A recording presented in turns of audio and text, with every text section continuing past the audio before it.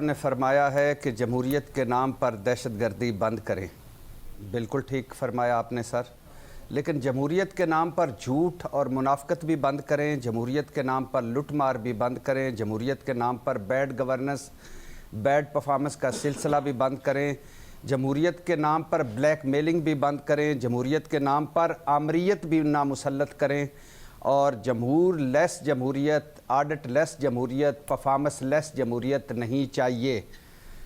Madam شیخ، ہونا ہوانا تو کچھ نہیں، کیونکہ یہ جو نظام ہے اس نظام سے ہی بدبو آ رہی ہے. تو یہ ہونا ہوانا کچھ نہیں، کیونکہ پیپلز پارٹی اور مسلم لیگ ہیں اقتدار میں، جن کا کوئی نظریہ کامن نہیں ہے، کوئی چیز کامن نہیں ہے سوائے اقتدار کے.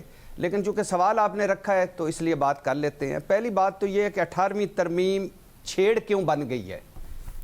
کیا ہو گیا ہے کہ آپ کی چھیڑ بن گئی 18ویں ترمیم؟ ترمیم کیوں کی جاتی ہے؟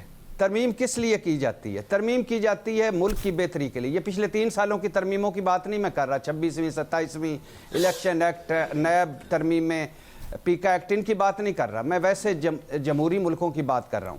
ترمیم کس لیے کی جاتی ہے؟ ملک کی بہتری کے لیے، عوامی بہتری کے لیے. 18ویں آئینی ترمیم سے کیا بہتری آئی؟ پہلا سوال.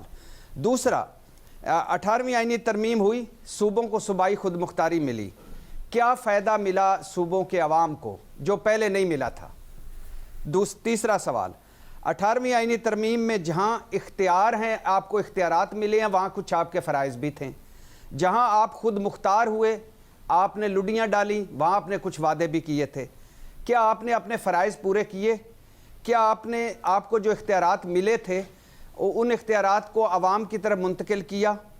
آپ نے صوبائی فنانس کمیشن کا اجلاس بلانا تھا، ایلوکیٹ کرنا تھا بجٹ شہروں کو، کر دیا. آپ نے بیسٹ بلدیاتی نظام دینے کا وعدہ کیا تھا، صحت مفت، تعلیم مفت، سستا انصاف، کچھ بھی ملا ہو. گل پلازا چھوڑ دیجئے، بدنیتی چھوڑ دیجئے، بیڈ گورننس چھوڑ دیجئے، مس مینجمنٹ چھوڑ دیجئے، کیپیسٹی کیپیبلٹیز کے ایشوز چھوڑ دیجئے. پھر میڈم شیخ، 18ویں آئینی ترمیم کوئی آسمانی صحیفہ نہیں ہے کہ تبدیل نہ ہو سکے. مالی سال کے پہلے دوسرے دن ہی مرکز کنگال، مرکز کمزور، اور صوبوں کو جس کام کے لیے یہ اختیارات دیے تھے وہ پورے نہیں ہوئے. اب آخری 2 جملے کراچی کے لیے. میڈم شیخ، کراچی چونکہ مسلم لیگ اور پیپلز پارٹی کی حکومت ہے، ایک کے ڈیرے، ایک کی جائیدادیں دبئی میں ہیں، دوسرے کی لندن میں ہیں. تو اگر وفاق کو دینے سے ایگو ہرٹ ہوتی ہے، اگر وفاق کو کراچی دینے سے آپ کا کوئی جمہوریت خطرے میں پڑتی ہے، تو دبئی والوں کو ٹھیکے پہ دے دو کراچی کچھ سالوں کے لیے، یا لندن والوں کو دے دو.